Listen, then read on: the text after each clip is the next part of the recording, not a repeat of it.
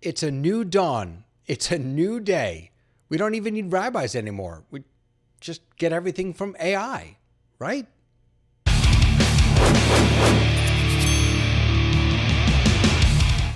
Hey everybody, David Paskin here, your Torah Tech guy. Here on Torah Tech Tips to share with you some great tech for your great Torah or whatever content you're sharing.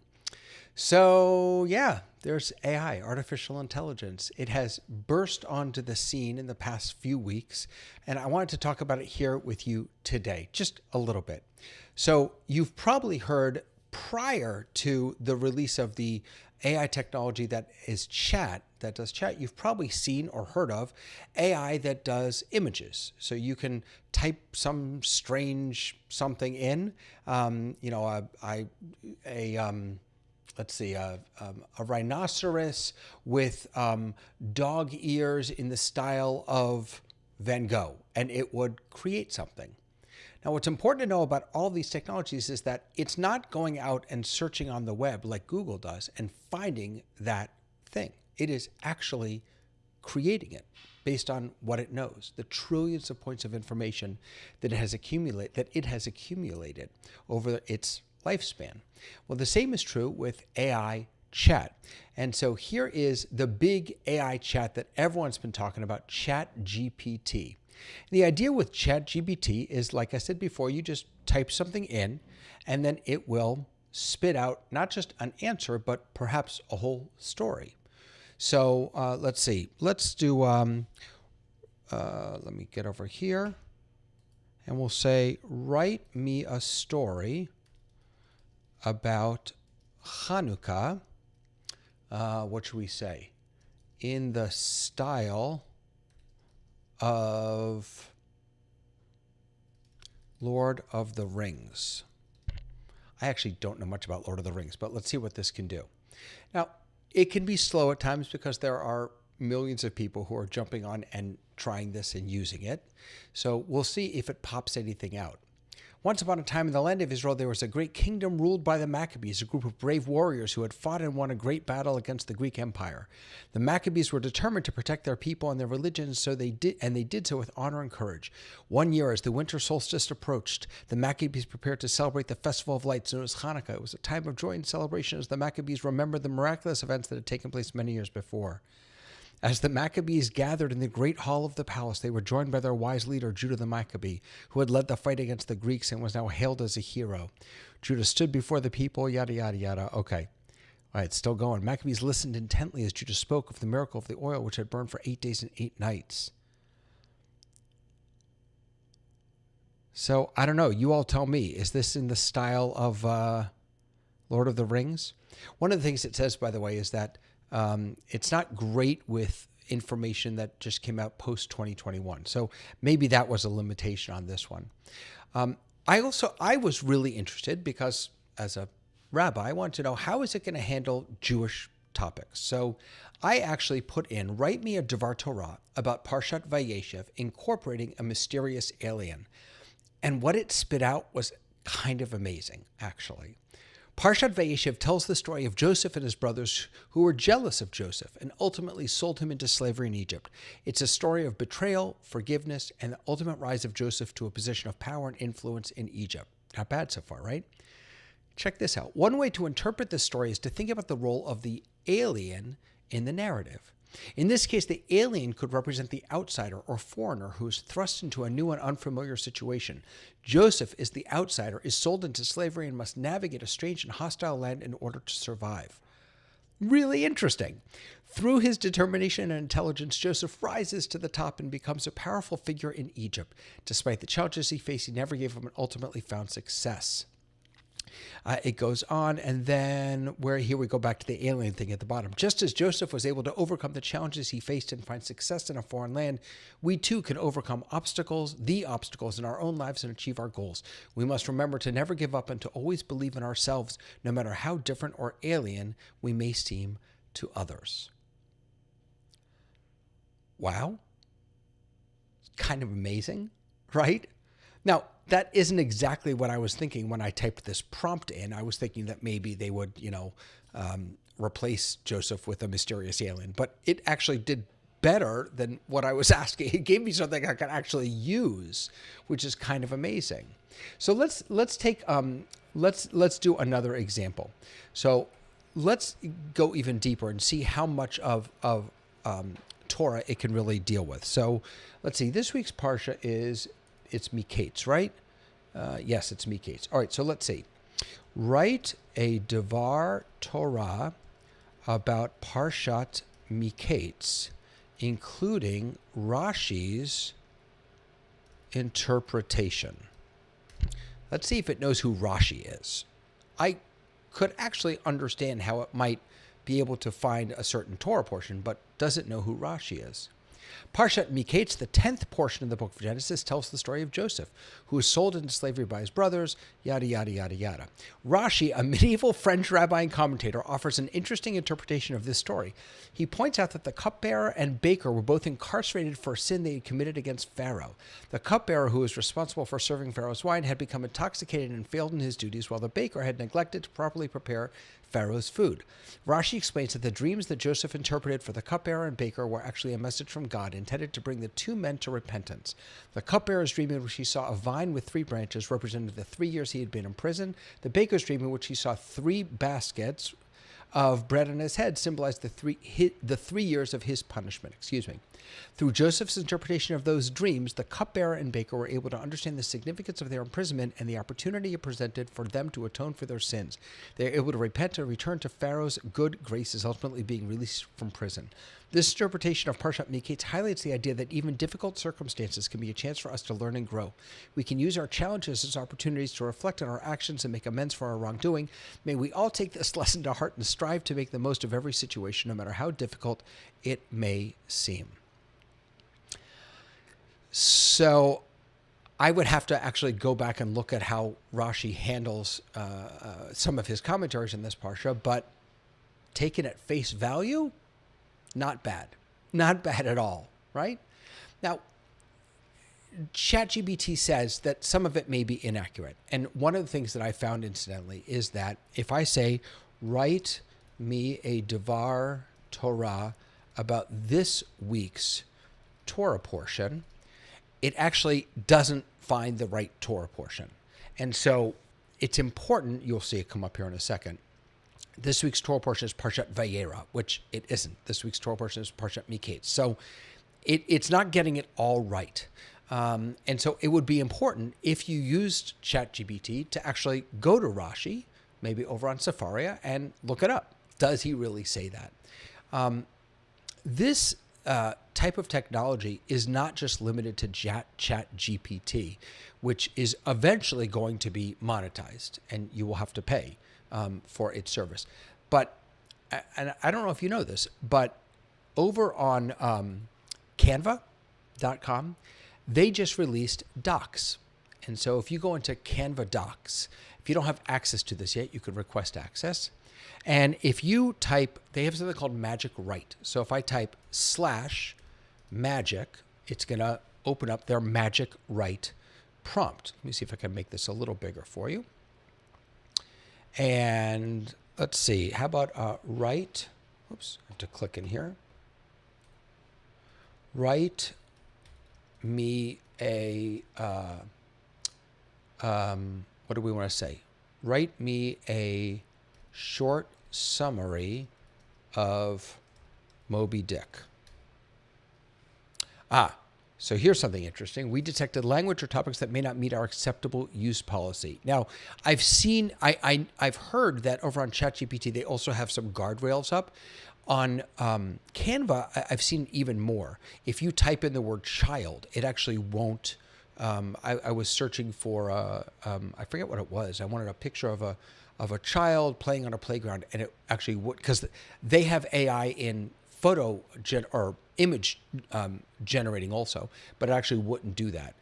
So write me a short story of a short summary of what's the name of another book. Well, let's just do the book of Genesis, since we're doing Torah here. So let's see how this same idea that's built right into Canva works. The book of Genesis is the first book of the Bible and tells the story of God creating the world and all that is in it. It tells of the fall of man and God's covenant with Abraham and his descendants. It also contains the stories of Noah and the flood, Abraham and Isaac, Jacob and Esau, Joseph and his brothers, the exodus of the Israelites from Egypt. Okay, not sure about that. It is an essential part of the Bible that provides important information about God, his covenant with his people, and his plan to redeem the world. I really wish they would get rid of the hises, but I understand that they're not ready for that yet. So there's definitely some errors in here, but this same functionality that everyone got all excited about ChatGPT is built right into Canva Docs, which I believe sort of hit the scene about a week before ChatGPT. I also wanted to find out if you could use Hebrew in Canva. So let's do magic write again. Again, you just type /magic write, and let's do tell me how to light the Hanukkah. Let's see if it knows what a Hanukkah is. It's working. Lighting the Hanukkah is a beautiful tradition that is celebrated during the Jewish holiday of Hanukkah. To begin, place the Hanukkah, in a place where it can be seen and clearly lit. Fill the cups of the Hanukkah with oil. It's interesting. They're giving you the traditional way of doing it. If you're using a pre-filled cup, skip this step.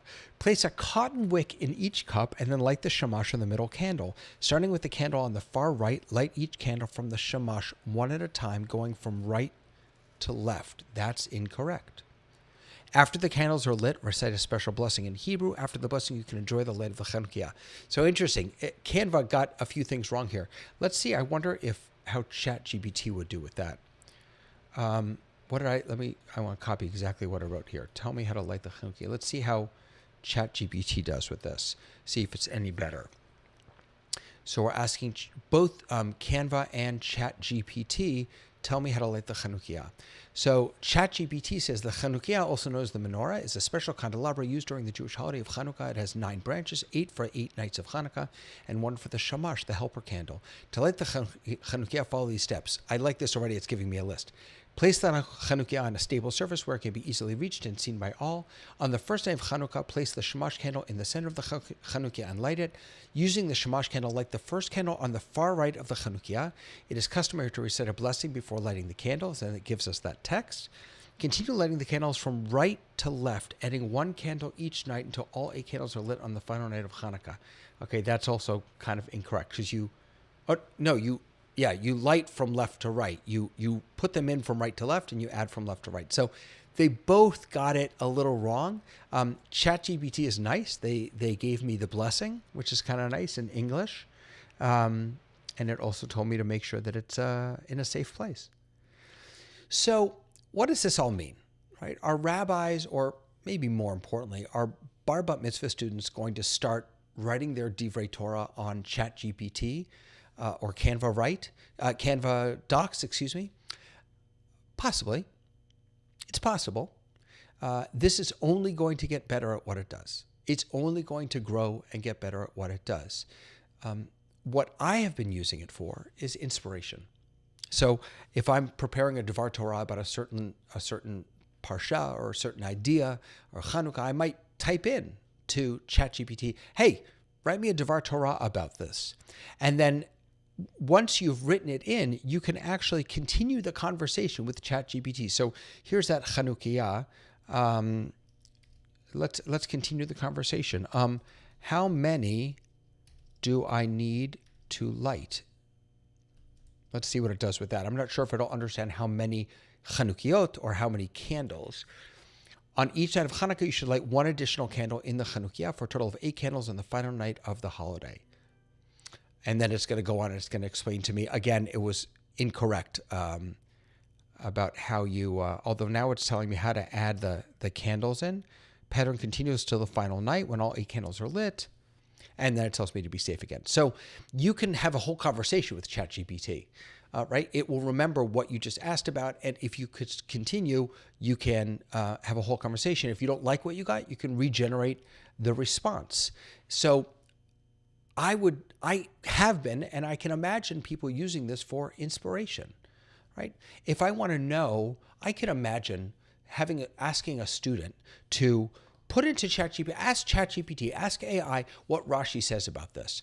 And then the assignment would be, the learning would be seeing if it's right. We're still in a phase of AI where we still have to fact check everything. We still have to make sure that everything is accurate. You saw just in the couple of examples I gave that there were some mistakes. So a wonderful, I think, learning opportunity would be to have a student or students fact check ChatGPT or Canva Docs, right? To actually have them go to Rashi and see what he says and see if the AI got it correct.